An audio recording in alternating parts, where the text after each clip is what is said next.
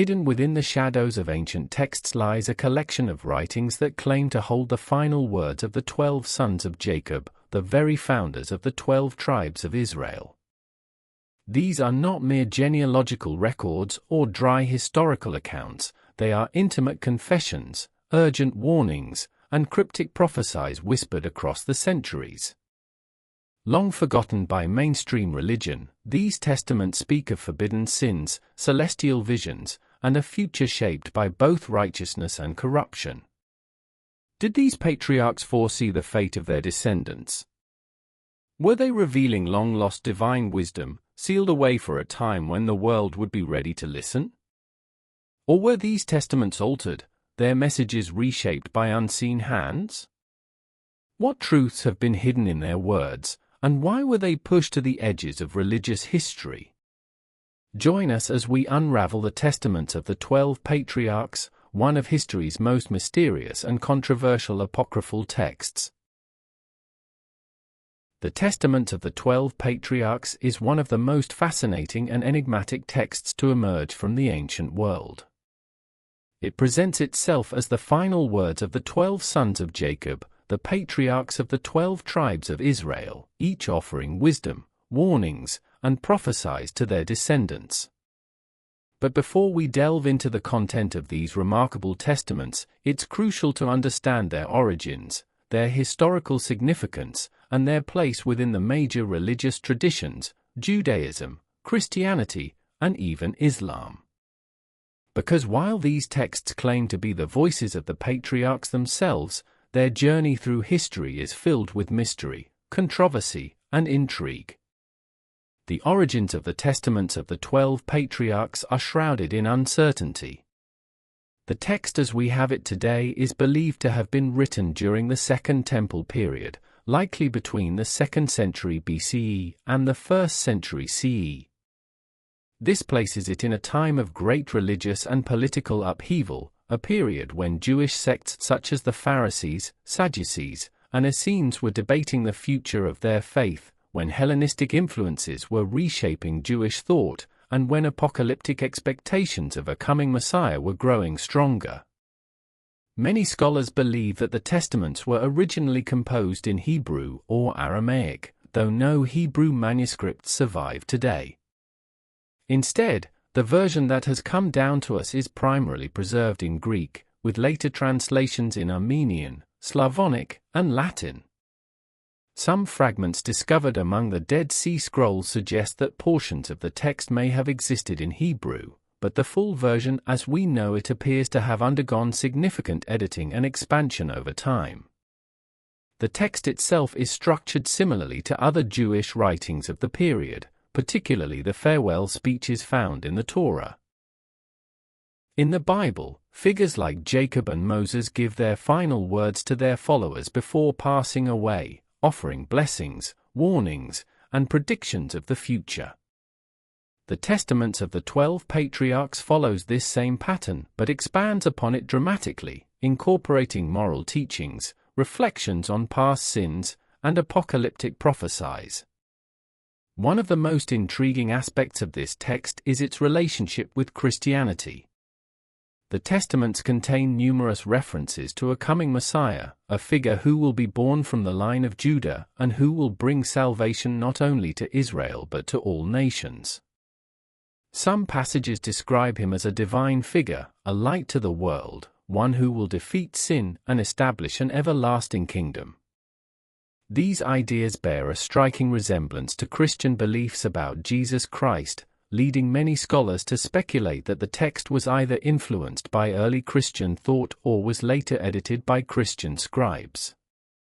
In fact, several church fathers, including Origen and Jerome, were aware of the Testaments, though they did not consider them part of the biblical canon. Some early Christians saw the text as a valuable witness to messianic prophecy, while others viewed it with suspicion, unsure of its origins.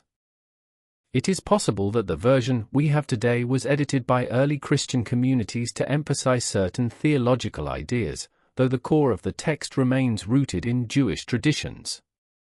Despite its messianic elements, the testaments of the 12 patriarchs never became part of the official Jewish or Christian scriptural canon.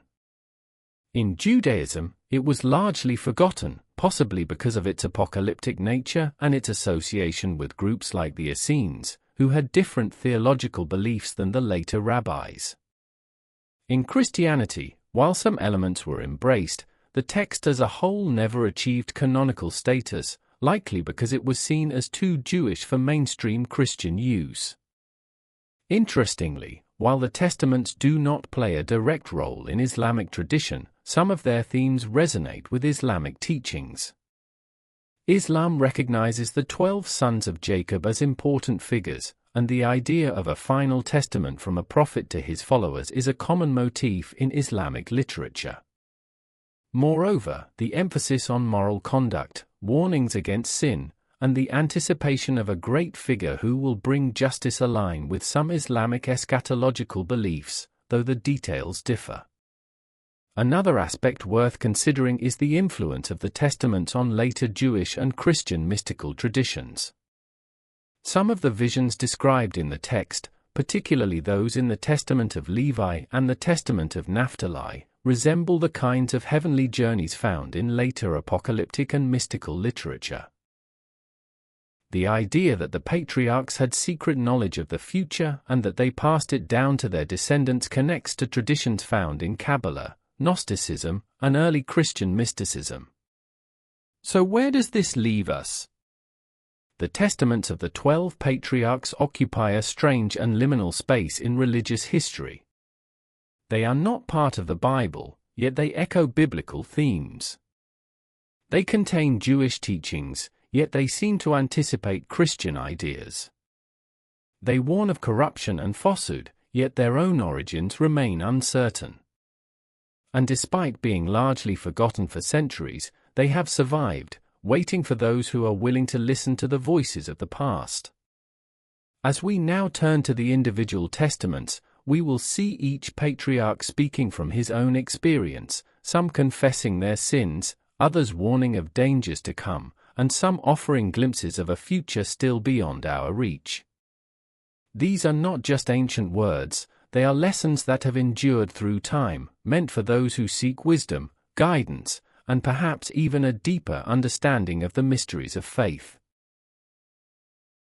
1. The Testament of Reuben, the dangers of lust and morality's fall. Hidden among the pages of ancient texts lies the confession of a man who should have been a leader but became a cautionary tale instead.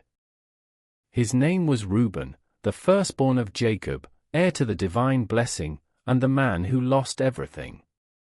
His testament is not one of triumph, nor of wisdom hard-earned through victory, but of failure, of a single moment of weakness that echoed through generations. Reuben was supposed to be the foundation of the 12 tribes of Israel, the one who carried the responsibility of leadership.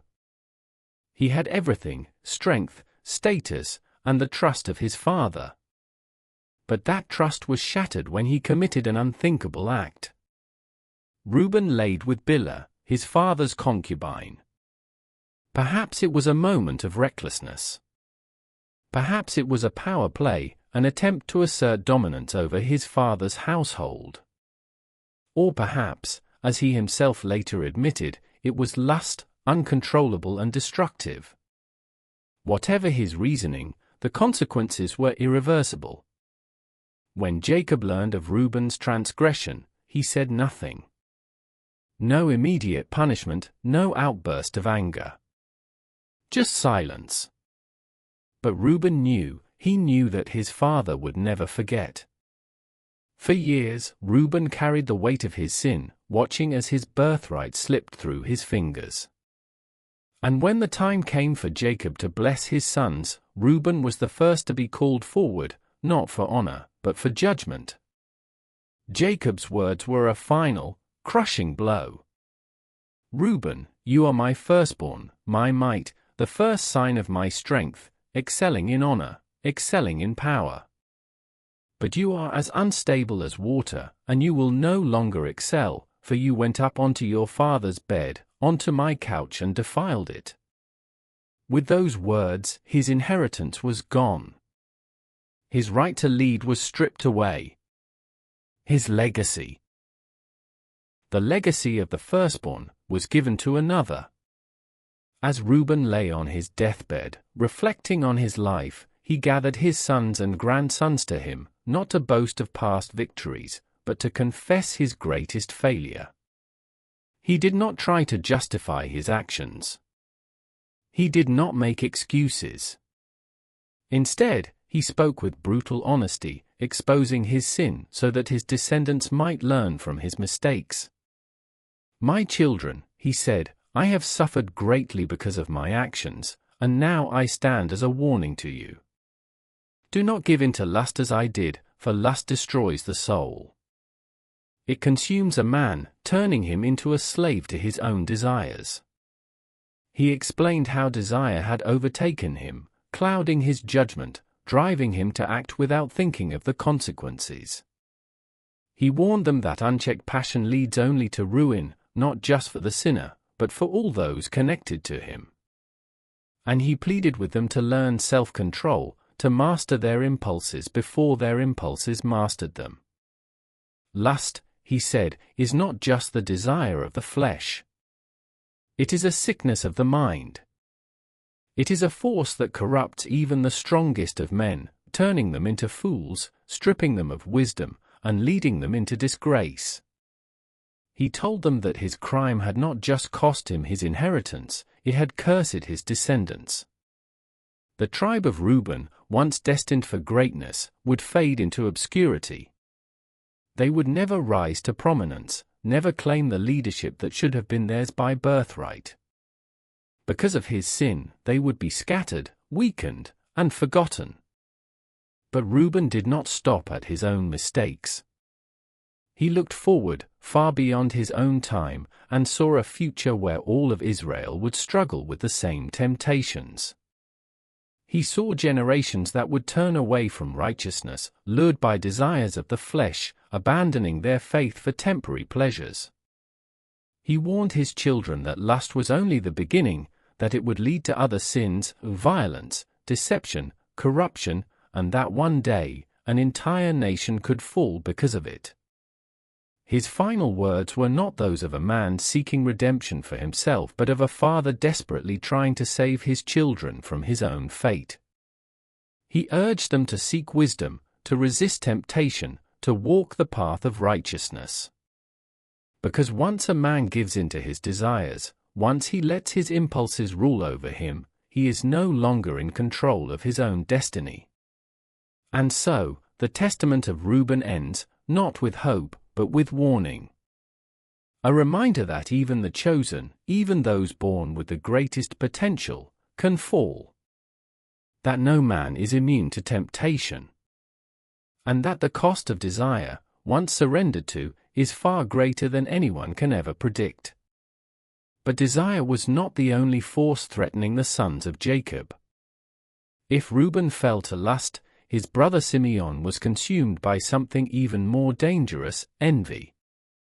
Where Reuben's sin was personal, Simeon's would be far-reaching, shaping the destiny of Israel in ways that would echo through time.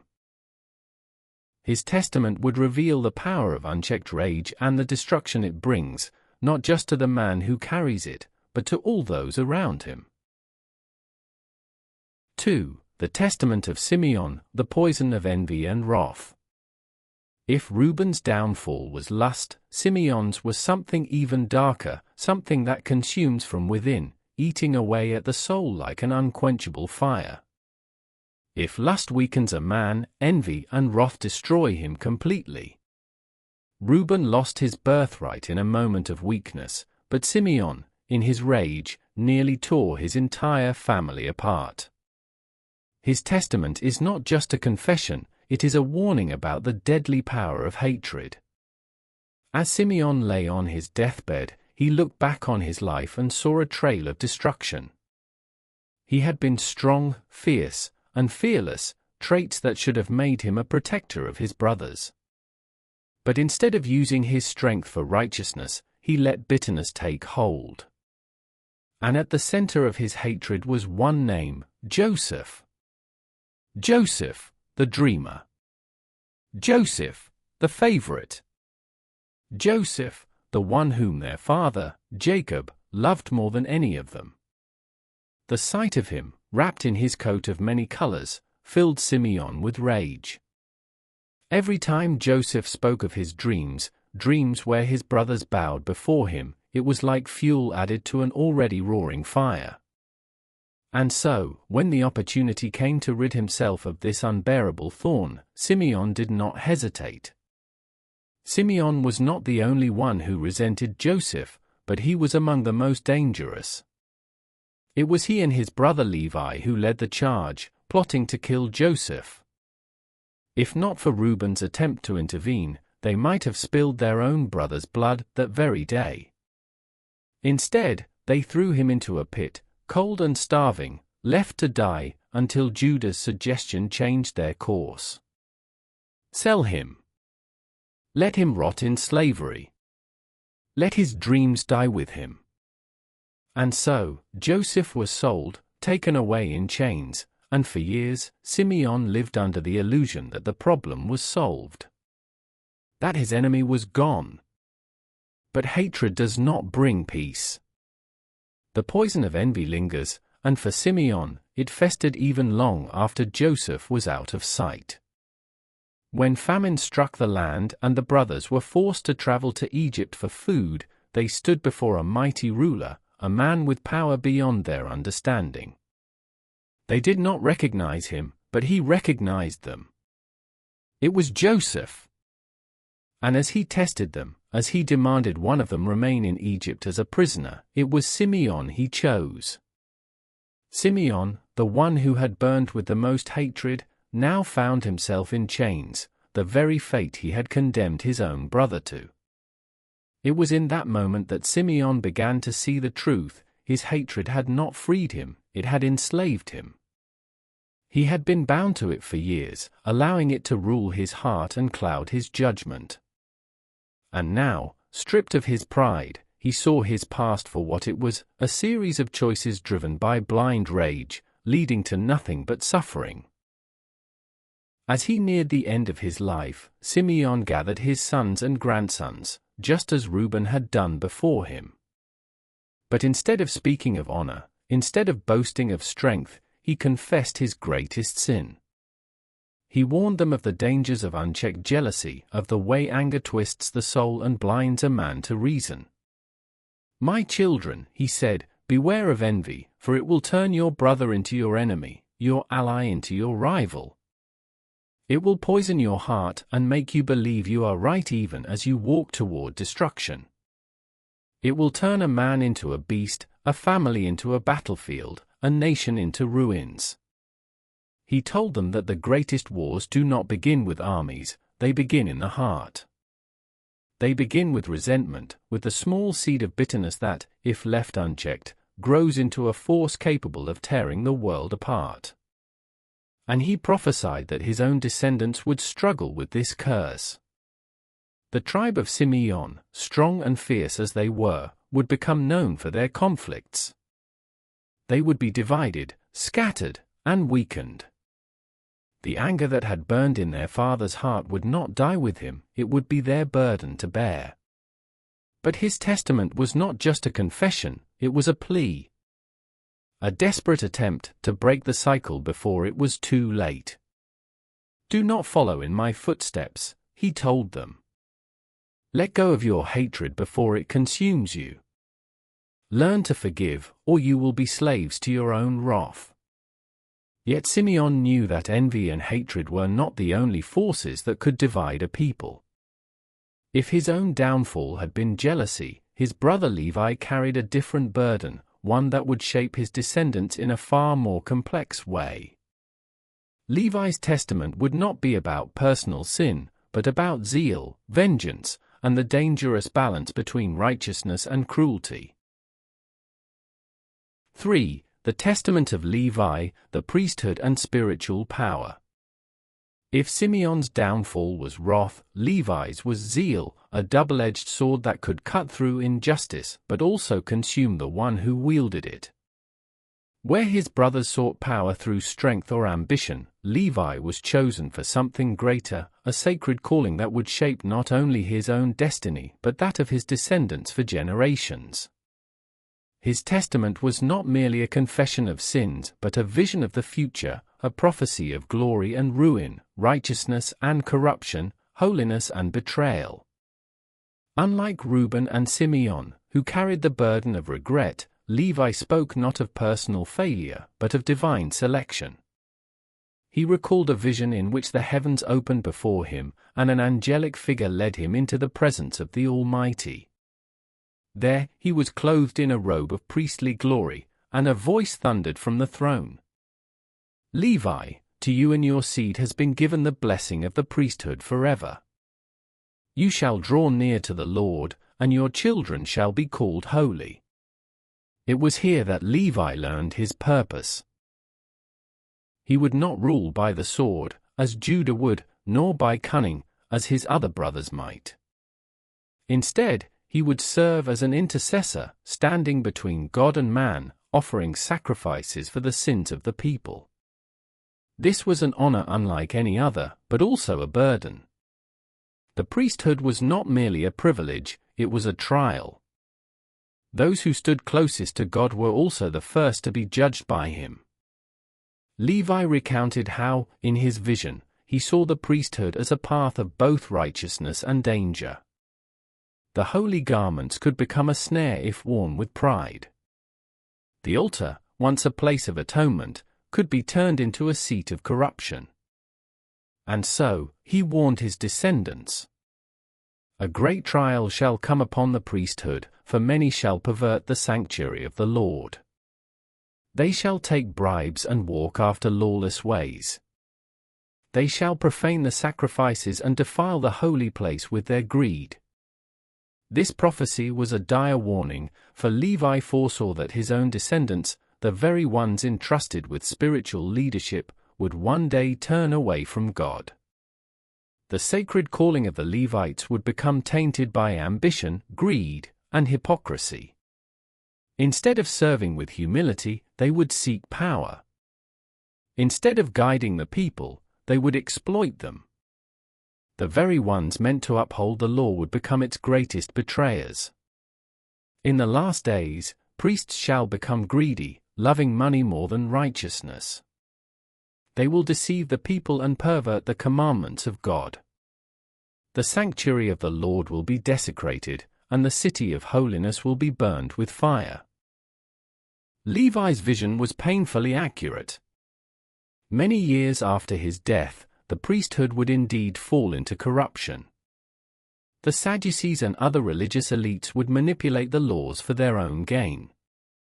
The temple itself would be turned into a den of merchants, and justice would be bought with silver. Worst of all, the priests of Israel would condemn the very Messiah that Levi prophesied. Despite the darkness he foresaw, Levi's testament did not end in despair. Among his visions was one of redemption. He spoke of a coming priest unlike any before, a Messiah who would purify the sanctuary and restore righteousness to the people. "From my seed shall arise a priest of the Most High God, and he shall shine forth like the light of the sun. His word shall be like fire, and the nations shall be blessed in him." This Messiah would not be like the corrupt priests of the future. He would not be swayed by wealth or ambition. Instead, he would offer the final sacrifice, bringing a new covenant that would replace the old ways. Levi spoke of this anointed one with reverence, declaring that his priesthood would be eternal. Where the Levites had failed, he would succeed. Where the temple had been defiled, he would rebuild it, not with stones, but within the hearts of men. As Levi neared the end of his life, he gathered his children and charged them with a sacred duty. "Now, my children, fear the Lord and keep his commandments. Walk in holiness, for the priesthood is not for the wicked. Beware of pride, lest you fall as others have fallen. The Lord sees the hearts of men, and he will judge the priests more harshly than the kings. He warned them that while they were chosen, they were not immune to judgment. The closer they stood to God, the greater the danger of falling. Many of his descendants would honor his words, faithfully serving in the tabernacle and the temple. But others would succumb to the temptations of power. And in the end, as Levi had foreseen, Jerusalem would fall, and the priesthood would crumble under its own corruption. Yet even in destruction, his prophecy stood firm. The Messiah would come. A greater priesthood would arise. And righteousness would be restored, not through burnt offerings, but through the ultimate sacrifice. But if Levi's story was about priesthood and prophecy, Judah's was about earthly rule and kingship. Levi had been given spiritual power, but Judah would be given the throne. His testament would speak of the rise of Israel's greatest dynasty, and the promise of a king whose rule would never end.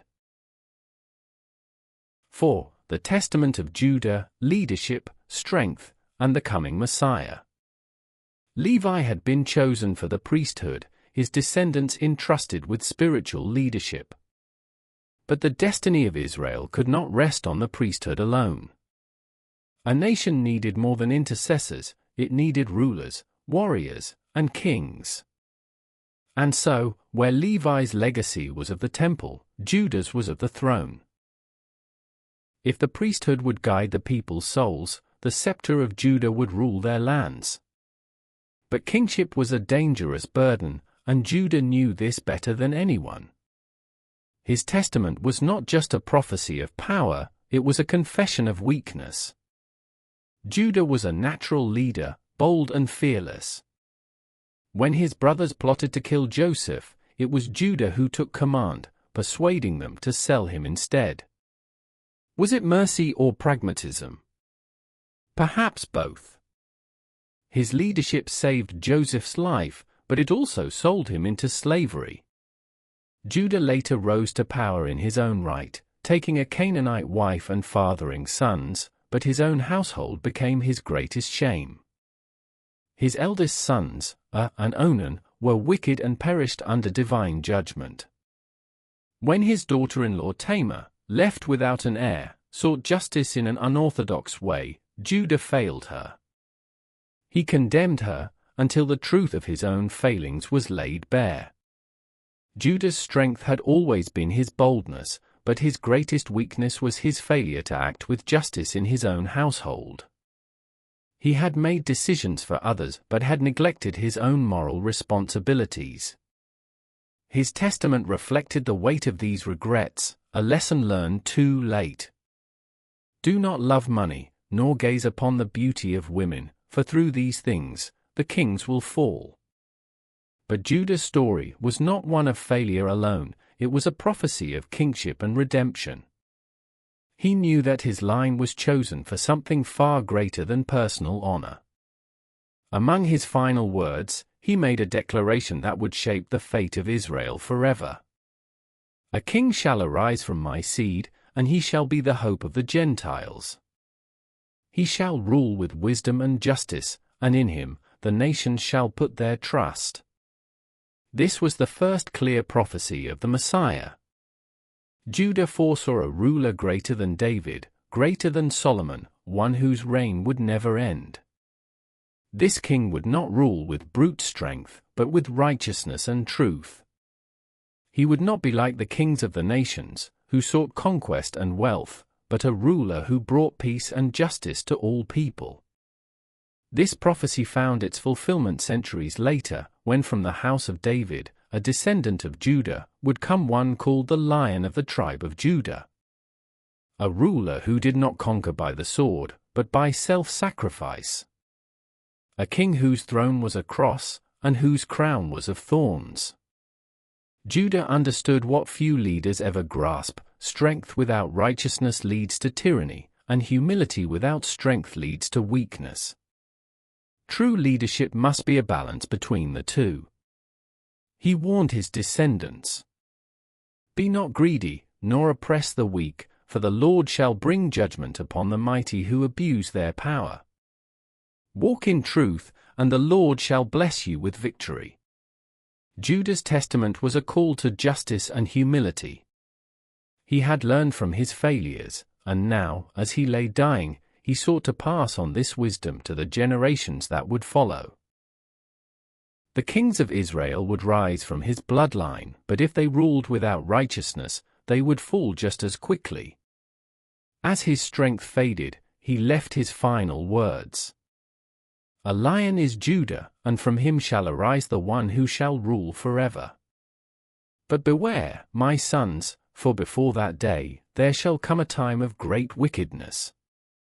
Many shall rise and fall before the scepter is truly established. Judah's testament ended with the promise of a coming king, but also a warning that before his reign, there would be darkness, division, and betrayal. And this led to the next story, a testament filled not with royal power, but with the bitter lessons of betrayal and deceit, the words of Issachar, the man who labored in silence. 5. The testament of Issachar, the rewards of hard work and honesty. If Judah's legacy was power and kingship, Issachar's was humility and labor. Where Judah's line would hold the scepter, Issachar's would till the fields, content with the rewards of honest work. But in a world where ambition reigned, could simple righteousness be enough? Could a man live without seeking power, without wealth, without cunning, yet still be blessed? Issachar believed so. His testament was not about wars, betrayals, or thrones. It was a call to integrity, discipline, and the quiet strength of an honest heart. Unlike his brothers, Issachar did not seek glory. He was neither a warrior like Judah nor a man of deep visions like Levi. His heart was set on one thing, laboring in righteousness. I was a husbandman, working with my hands for the good of all. I was content with what I had and did not covet the things of my brothers. He described his life as one of simplicity and devotion. While his brothers schemed, warred, and pursued power, Issachar worked the land, providing for his household with the sweat of his brow. And yet, despite his lack of ambition, he found favor in God's eyes. Because I labored in honesty, the Lord gave me abundance, and my land brought forth fruit in its season. He saw his work as an act of worship, a way to honor the Creator. To him, wealth gained through deceit was a curse, but the rewards of honest toil were blessings without regret. Issachar did not just promote hard work, he warned against dishonesty. He had seen firsthand how some of his brothers had been tempted by wealth, how deceit had led them to ruin. He cautioned his descendants, "Love not gold, nor seek after riches, for these things ensnare the soul. Many who seek wealth will turn aside from righteousness, and in the end, their greed shall destroy them." He contrasted his own peaceful life with the suffering of those who chased after power. While others worried over their next scheme, he had peace. While others feared treachery, he had contentment. The man who is honest in his labor shall sleep without fear, but the deceitful man shall be consumed by his own anxieties. Issachar understood that true wealth was not gold or silver, it was the favor of God upon a life lived with integrity. Because of his honest heart, Issachar received a great promise that his descendants would be blessed with abundance and peace. He foresaw that they would be a people of stability and endurance, known not for conquest, but for their steadfastness. "The Lord shall bless my seed, and they shall inherit the land in peace. They shall not be mighty in war, but they shall prosper in the works of their hands." His vision was not one of great power, but of lasting security. He did not promise his children the rule of nations, but the quiet reward of a life well lived. Yet, he also warned that if they turned away from this path, if they embraced laziness, greed, or dishonesty, they would lose everything. He urged them to remember that true success was not measured by wealth, but by the righteousness of one's deeds. As Issachar's strength faded, he left his children with a simple yet profound instruction. My sons, be not deceived by the ways of the wicked. Work with your hands, love justice, and walk in humility, and the Lord shall prosper you. Be not envious of the mighty, for their end shall be sorrow, but the righteous shall inherit eternal joy. His testament was a reminder that true strength is not found in wealth or ambition, but in integrity. His life had been one of labor, but in that labor, he had found peace, provision, and the blessing of God. Yet, not all his brothers followed this path. His next brother, Zebulun, was also a man of industry, but unlike Issachar, his fate was tied not to the land, but to the sea. His testament would speak of commerce, providence, and the balance between wealth and righteousness. 6. The testament of Zebulun, the power of compassion and mercy. Issachar had spoken of labor, of the rewards of honest work and simple living. He tilled the land, content with its fruits. But Zebulun's path was different. While Issachar found his blessings in the fields, Zebulun sought his fortune upon the waves. A man of the sea and commerce, he traveled far beyond the lands of his brothers, trading goods, meeting strangers, and seeing the wealth and suffering of the world firsthand. It was in those travels that he learned a truth greater than wealth: prosperity means nothing if it is not shared. For Zebulun, success was not measured by the gold he gained, but by the lives he touched. His testament was not just about trade, but about compassion, generosity, and resisting the pull of greed. Zebulun's life was one of constant motion. His tribe would one day settle by the coast, becoming known for their ships and merchant routes. But even in his youth, he was a traveler, seeking opportunity wherever the wind carried him. I was not a man of war, nor was I a priest, yet the Lord gave me a gift, to prosper in my dealings and to bring abundance to many. But with success came a temptation that many would fail to resist: the love of wealth. He saw merchants who hoarded their gold, growing richer while the poor suffered. He saw men who measured their worth not by righteousness, but by the weight of their coin purses. Yet Zebulun believed this was a corruption of the true purpose of abundance. The Lord gives wealth not that we may exalt ourselves, but that we may lift up the weak. For the one who gives freely shall never lack, but the one who withholds shall one day beg in vain. Zebulun did not just speak of charity, he lived it. He recalled times when famine struck the land, when people begged for food in the streets. He told his descendants how he opened his storehouses, feeding the hungry without asking for payment. I saw the widow and the orphan, the lame and the blind, and I gave to them without hesitation. For what is gold if not spent for righteousness? What is wealth if not used to glorify God? He understood that true prosperity was not found in gathering riches, but in spreading them. He urged his children never to turn away from those in need, for the hand that gives is the hand that is blessed. Do not close your heart to the poor, nor despise the weak. For the Lord watches those who have mercy, and he shall remember them in times of trouble. But Zebulun was not blind to the future. He foresaw a time when his descendants would forsake compassion for profit, when merchants would lie and deceive to gain wealth. He warned them of this, speaking of a generation that would sell their souls for silver and gold. A day shall come when my children shall no longer care for the needy, but shall take part in the oppression of the poor. They shall make wealth their god and shall forsake righteousness for gain. He grieved at the thought of his lineage falling into corruption, of turning their backs on the principles that made them blessed. But he also spoke of hope, that those who held fast to righteousness would be protected, provided for, and honored by God. If you walk in mercy, my children, you shall never be in want. The Lord will be your portion, and he shall bless the work of your hands. As Zebulun neared the end of his life, he gathered his sons and reminded them one last time. Love not riches, but love your brothers. Seek not wealth, but seek the favor of the Most High. For in the end, gold shall perish, but the righteous shall endure forever. His testament was a warning and a promise. If his descendants embraced greed, they would fall. But if they held on to compassion, justice, and mercy, they would never lack.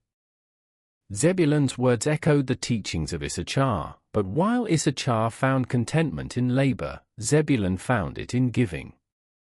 Yet, there was another side to wealth, a darker side, deception, betrayal, and the price of envy.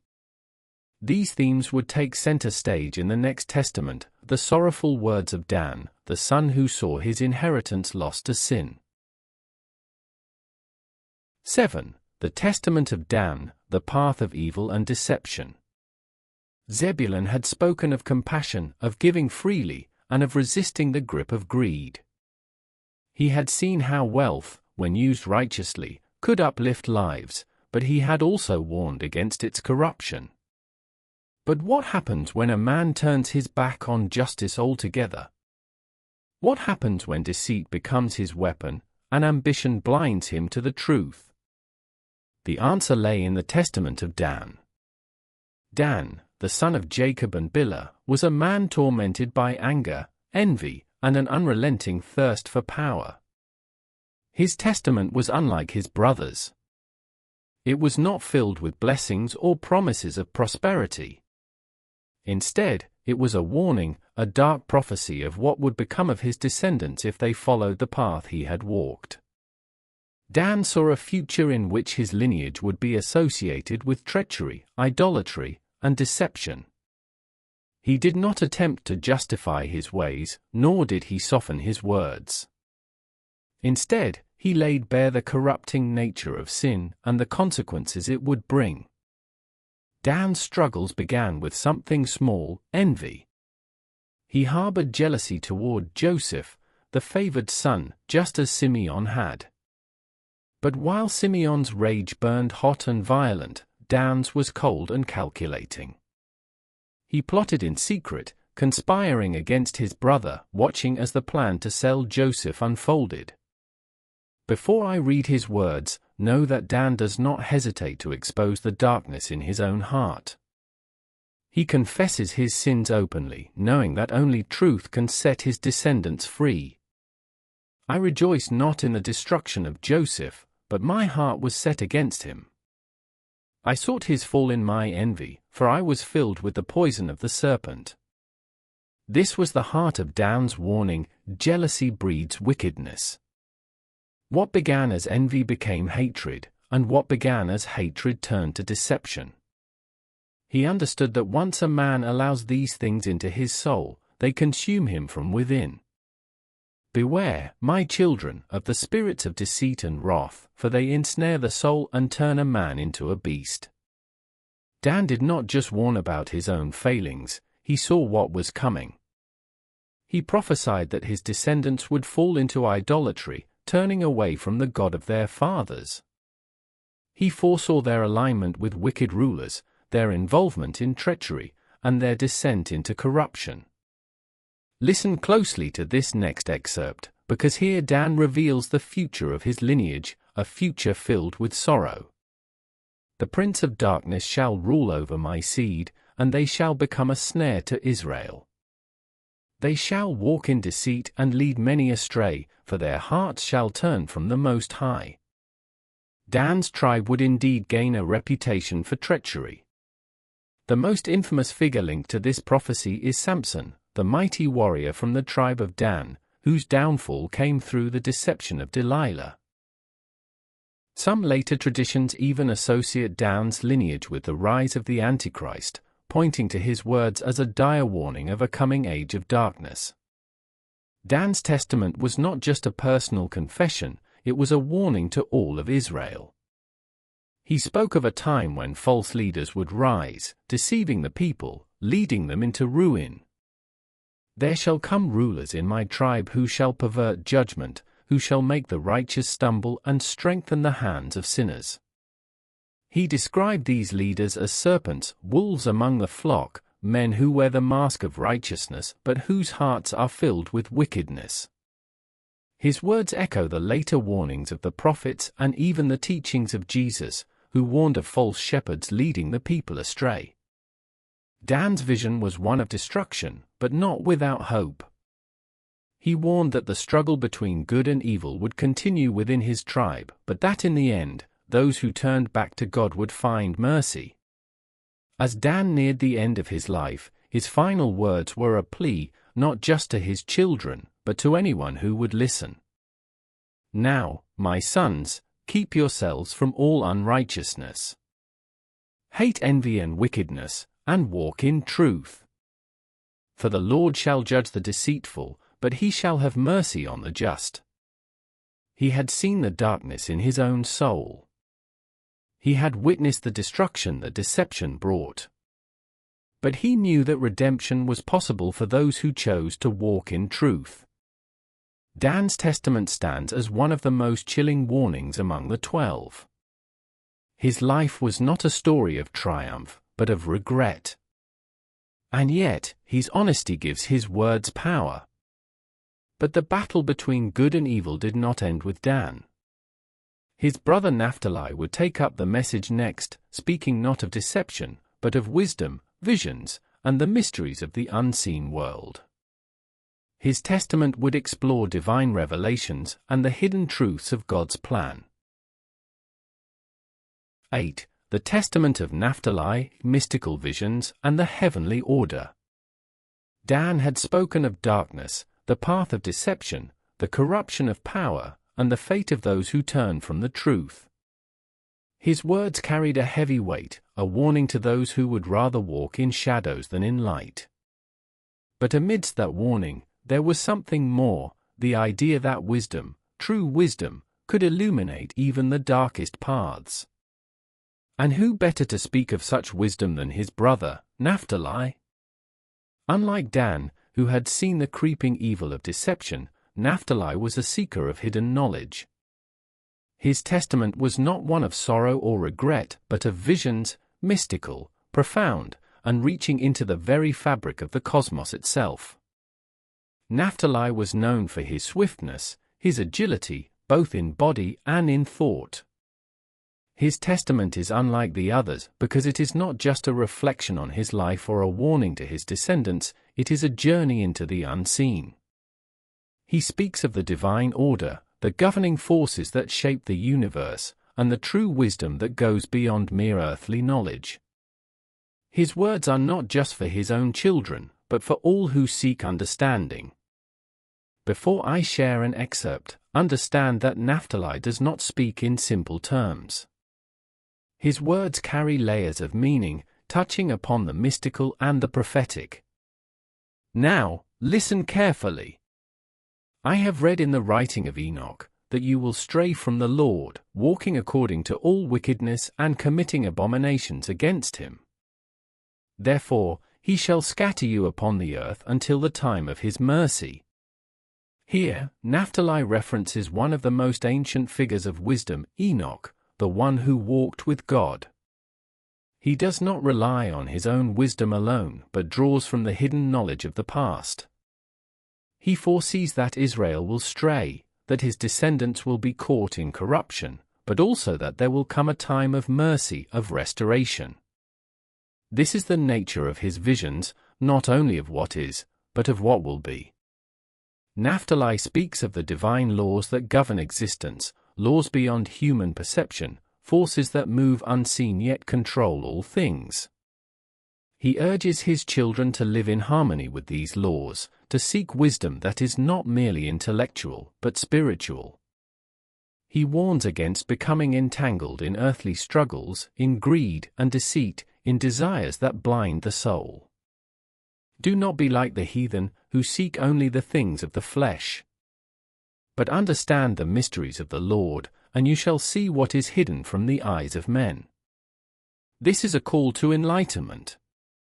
Naphtali does not tell his descendants to seek power, wealth, or dominion. he tells them to seek understanding.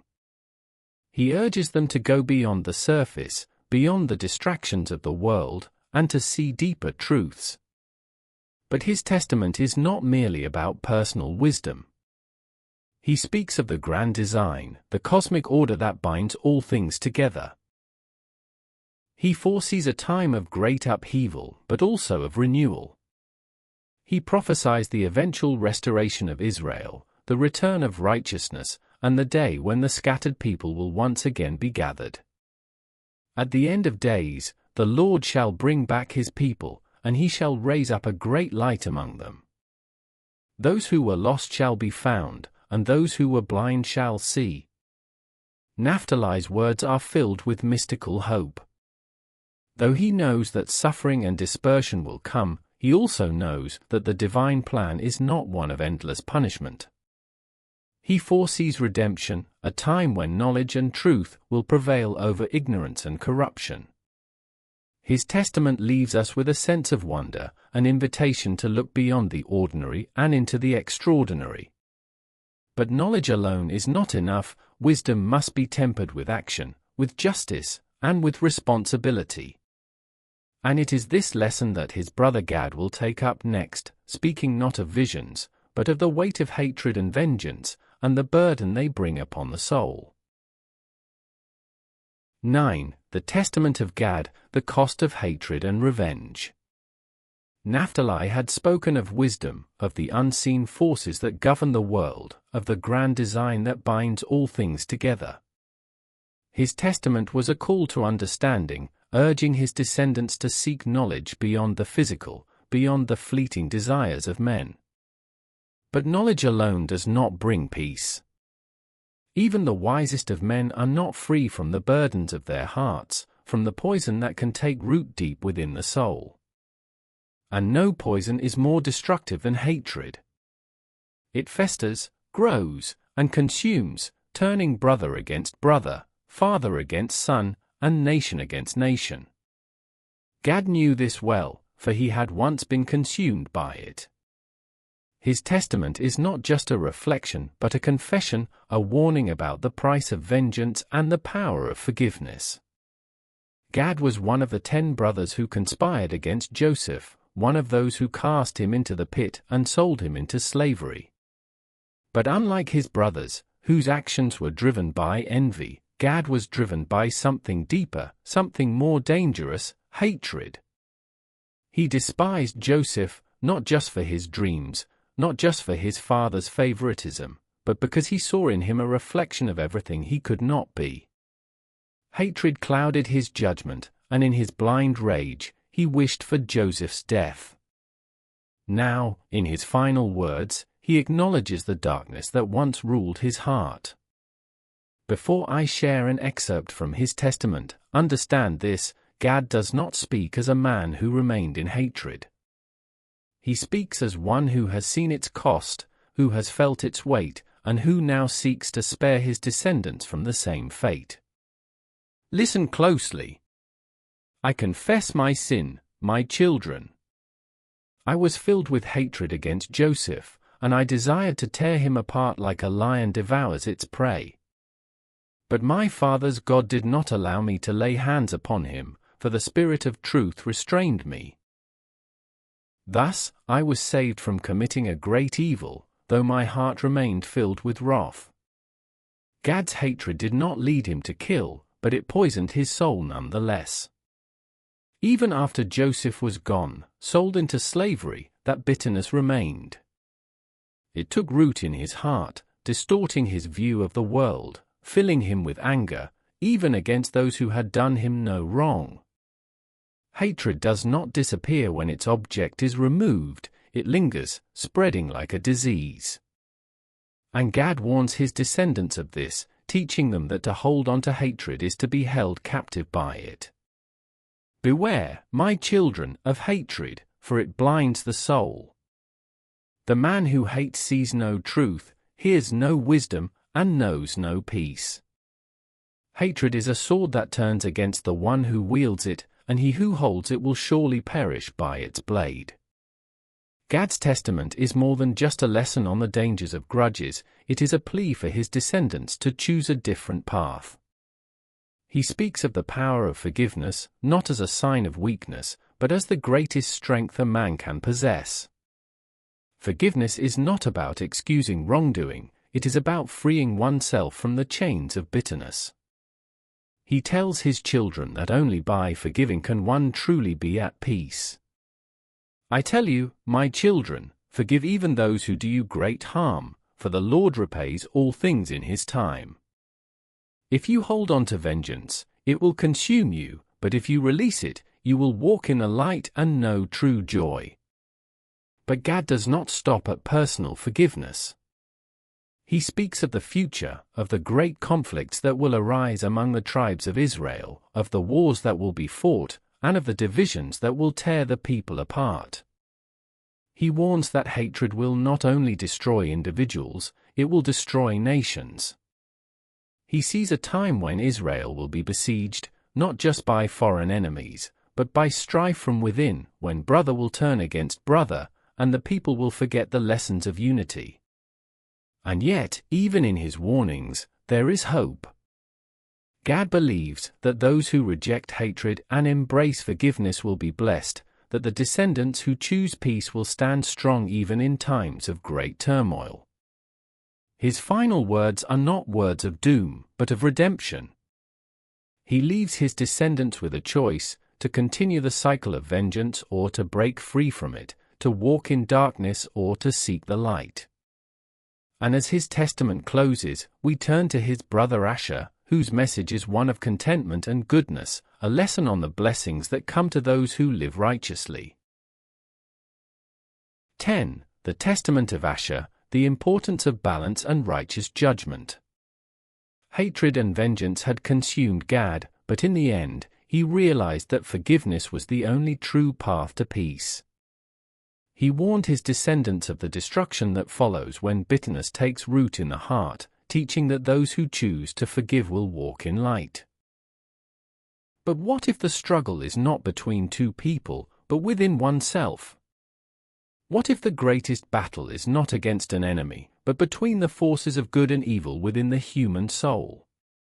This is the lesson of Asher, a man who did not speak only of external conflicts, but of the war waged inside every heart, the eternal pull between righteousness and wickedness, between truth and deception. His testament is not one of simple warnings or lamentations, it is a deep meditation on human nature itself. Asher understood something profound: every man carries both light and darkness within him. No one is purely righteous, and no one is wholly evil. To live in balance, one must recognize this truth and strive to walk the narrow path between corruption and virtue. He begins by explaining this duality, urging his descendants not to be deceived by appearances. Before I share an excerpt from his words, understand this: Asher does not claim that some men are born good and others wicked. Instead, he tells us that every soul holds both within it, and the choices we make determine who we truly are. Two ways has God given to the sons of men, and two inclinations abide within them, the inclination toward good and the inclination toward evil. And there is no man who does not have both, for they contend within him from youth to old age. Asher warns that men often deceive themselves, believing they are righteous when they are not, or believing they are lost when they still have the power to choose goodness. The greatest danger, he explains, is when men believe that their evil deeds are justified, when they twist justice to serve their own desires. And so, he urges his descendants to judge rightly, not just in the world, but within themselves. Let no man say in his heart, I am righteous, while he walks in wickedness. And let no man say, I am lost, while he still has the power to turn from evil. The Lord sees all things, and he knows the hearts of men, whether they pursue truth or falsehood. This is where Asher's warning becomes even more urgent. He foresees a time when deception will spread like a plague, when people will no longer distinguish between good and evil. He speaks of an age when men will call darkness light and light darkness, when justice will be perverted, and those who speak the truth will be silenced. His prophecy is a chilling vision of a world where lies rule and where those who seek power will twist the laws of God to serve their own ends. There will come a time when men will call evil good and good evil, when the righteous will be scorned, and the deceitful will be honored. Justice will be overturned, and truth will be cast down. But woe to those who delight in deception, for their end shall be destruction. Yet, despite this bleak warning, Issachar does not leave his descendants without hope. He calls on them to resist this coming corruption, to hold fast to the truth even when the world around them embraces falsehood. He urges them to seek righteous judgment, not swayed by personal gain or fear, but guided by the wisdom of God. For justice, he says, is not merely about punishing the wicked, it is about upholding what is true, even when it is difficult. Judge rightly, my children, and do not be deceived by the words of men.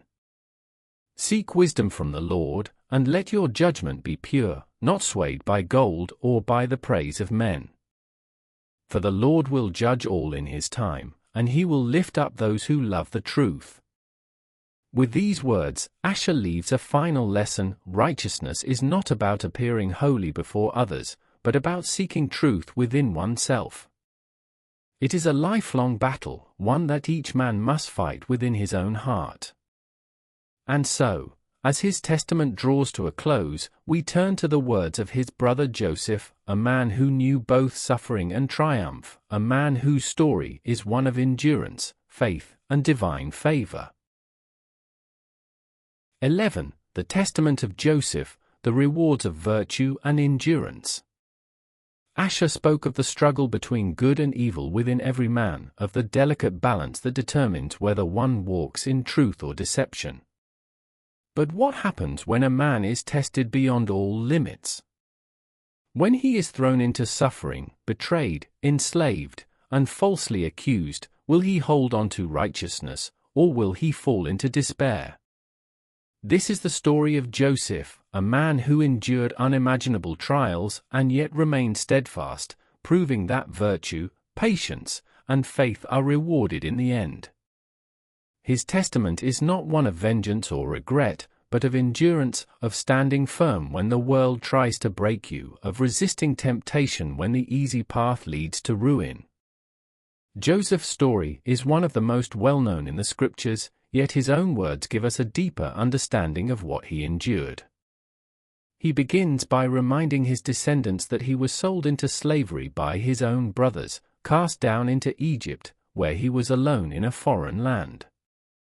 Before I share an excerpt from his words, consider this: Joseph was not only a victim of betrayal, but a man who had every reason to surrender to bitterness and yet chose a different path.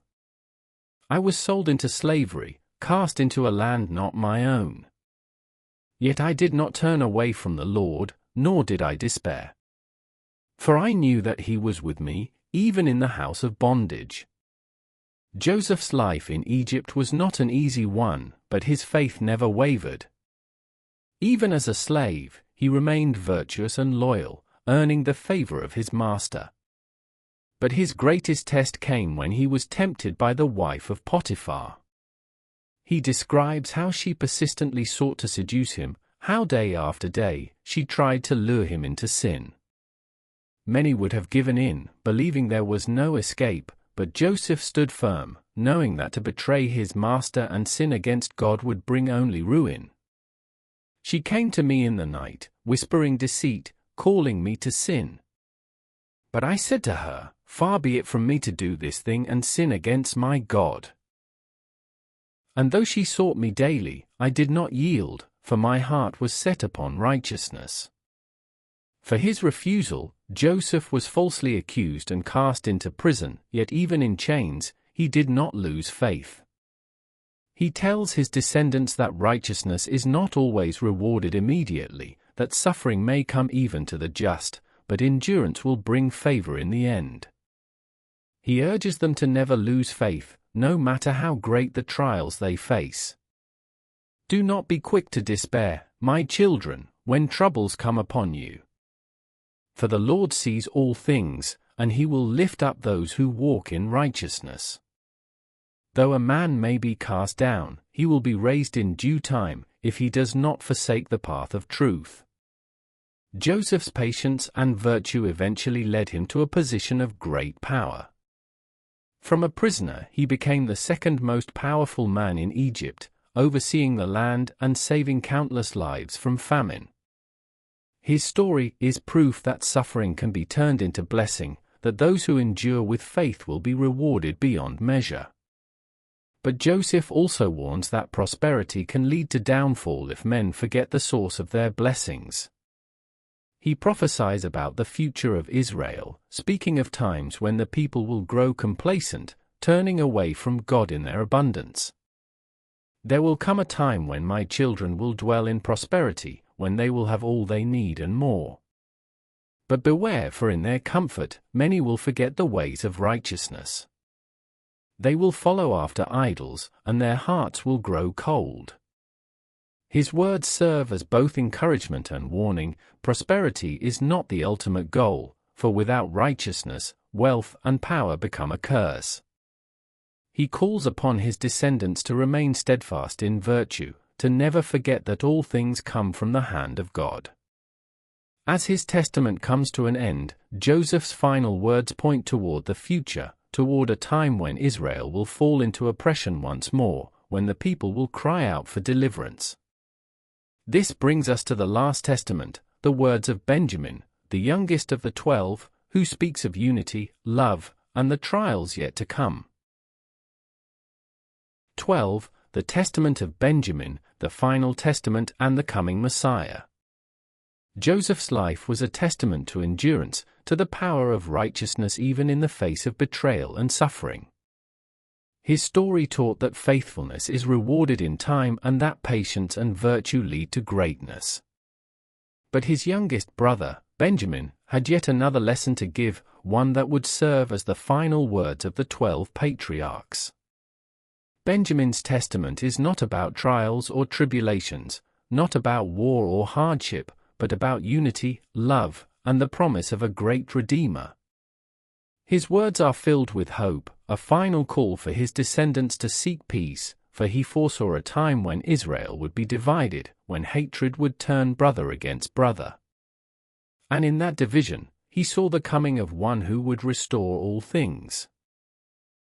The Messiah, the great deliverer of Israel. Benjamin begins by recalling the love he had for his brothers, especially for Joseph, whom he barely knew as a child. He speaks of how his heart always longed for peace, how he avoided conflict, and how he wished to see harmony between the tribes. Before I share an excerpt from his words, consider this: Benjamin was the youngest, the one most shielded from the struggles of his older brothers. And yet, his vision was perhaps the clearest, for he saw beyond the troubles of the present into a future where all of Israel would be tested. My children, I was the beloved of my father, for I was born in his old age, and he held me close after Joseph was lost. But though I was young, I saw the sorrows of my brothers, the pain of separation, and the danger of hatred. Therefore, I tell you, love one another, and let no division rise among you, for hatred is the beginning of all evil. Benjamin warns that as time passes, jealousy and rivalry will grow among the tribes. He foresees that Israel will one day be split, that conflict will arise not from outside enemies, but from within. He pleads with his descendants to resist the temptation of division, urging them to seek peace before war consumes them. He reminds them that their strength is in unity and that as long as they stand together, no enemy can destroy them. But beyond his warnings, Benjamin also gives a prophecy, one of the most profound in all the testaments of the 12 Patriarchs. He speaks of a time when Israel will cry out for salvation, when darkness will cover the land, and when a great Redeemer will arise to restore all things. Before I share his prophecy, understand this: throughout the Testaments, there have been glimpses of a coming figure, but Benjamin's vision is the clearest. He does not speak of a mere earthly king or warrior, but of one who will bring light to all nations. There shall arise a star out of Jacob, and a man shall come forth from my seed, the desire of the nations.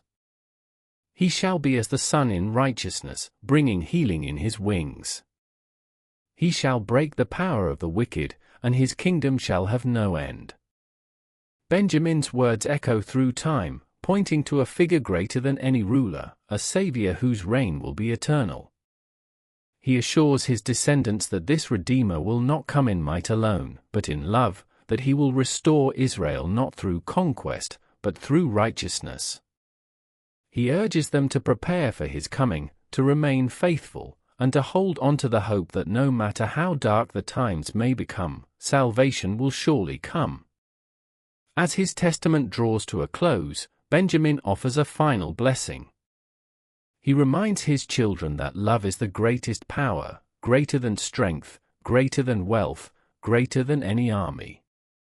He tells them that those who walk in peace will be called the sons of God, and that even in the face of persecution, they must never abandon the path of righteousness. My children, keep the way of the Lord, and seek peace among all men. For those who love shall be loved, and those who show mercy shall receive mercy. Walk in the light, and you shall never stumble. And with that, the voices of the 12 patriarchs fall silent. Their words, spoken on their deathbeds, were not only for their children but for all who would come after them. They warned of the dangers of lust, envy, hatred, and idolatry. They spoke of justice, wisdom, humility, and endurance. They revealed glimpses of the future, foretelling the trials of Israel, the rise of corruption, and the coming of a great deliverer. Each patriarch left behind a lesson, a guide for those who would listen. But in the end, their words were more than just warnings and prophecies. They were a testament to the journey of mankind, the struggle between light and darkness, and the hope that redemption would come. While these 12 books hold on their own as complete and independent texts, but when held up against mainstream scriptures, contradictions begin to emerge, some subtle, others glaring. These texts echo elements of the Hebrew Bible, yet at times, they veer into theological ideas that align more with later religious thought than with the Torah or the New Testament. The question is, were these truly the dying words of the patriarchs, or were they later shaped to fit evolving beliefs? One of the most striking differences is the explicit messianic prophecy found within these testaments. While the Hebrew Bible speaks of a coming anointed one, the testaments of the 12 patriarchs go a step further, portraying the Messiah in a way that sounds remarkably similar to New Testament depictions of Jesus. For example, in the Testament of Levi, we find a prophecy of a great priest who will arise and atone for sins. A notion that aligns closely with Christian theology but diverges from traditional Jewish expectations of a messianic king. This raises the question, were these prophecies genuinely ancient, or were they later Christian additions? Then there's the issue of divine judgment. The Testament suggests that the descendants of the patriarchs will suffer for their sins in a much more immediate and deterministic manner than what is generally found in biblical texts.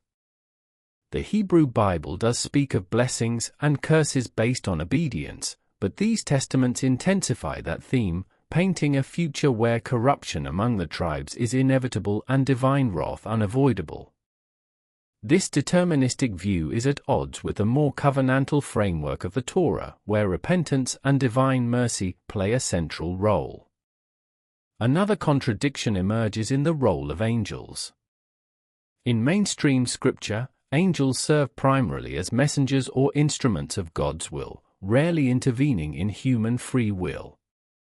But in these testaments, angels seem to take on a more direct role, guiding, warning, and even influencing human morality in ways that blur the line between celestial and earthly affairs. The Testament of Naphtali, for example, delves into mystical visions that describe a divine order governing all things, almost resembling later esoteric teachings more than the straightforward theology of the Hebrew Bible. And then there's the concept of salvation. The Testaments strongly emphasize personal virtue and moral discipline as the path to redemption, whereas the New Testament, particularly in the writings of Paul, focuses on faith as the primary means of salvation. This difference is particularly stark in the Testament of Joseph, which praises endurance and moral purity above all else.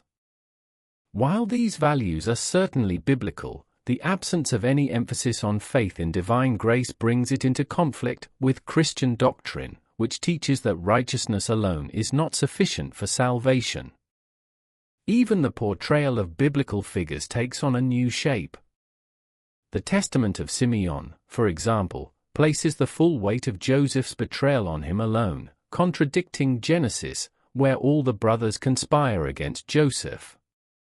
Meanwhile, the Testament of Reuben describes lust not as a personal failing but as a force imposed by demonic spirits, shifting the responsibility away from human choice, something that contradicts mainstream biblical teachings on sin and free will. Perhaps the most alarming contradiction is the warning of future corruption among the priestly class in the Testament of Levi. While the Hebrew Bible does contain critiques of corrupt priests, Levi's testament speaks of a complete and inevitable downfall, one that will bring destruction upon the nation. This apocalyptic tone is far more fatalistic than what is found in the Torah or prophetic books, which emphasize cycles of sin, punishment, and eventual restoration. So, what do we make of these contradictions? Are they remnants of lost traditions, later Christian interpolations, or a fusion of multiple theological streams over centuries? One thing is certain: the testaments of the 12 Patriarchs do not fit neatly within the framework of mainstream Judaism or Christianity. They exist on the fringes, standing as a testament, whether true or fabricated, to a forgotten chapter in religious history. And as we conclude our exploration, we must ask, were these patriarchs truly speaking across the ages, or were their voices reshaped by those who came after them? 12 voices from the ancient past, each carrying a message that echoes through time. Were these testaments merely moral reflections, or do they conceal deeper, hidden truths about our world? As history unfolds, we find that many of their prophecies have already come to pass, while others still linger in the shadows of the future, waiting to be fulfilled.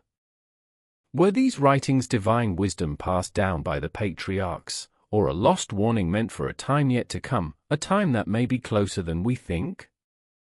The answers remain elusive, but the mysteries endure. If you enjoy unraveling lost knowledge and forgotten texts, subscribe to Book Therapy for more deep dives into the world's most intriguing books. Turn the page with us, and let's explore the wisdom of the ages together.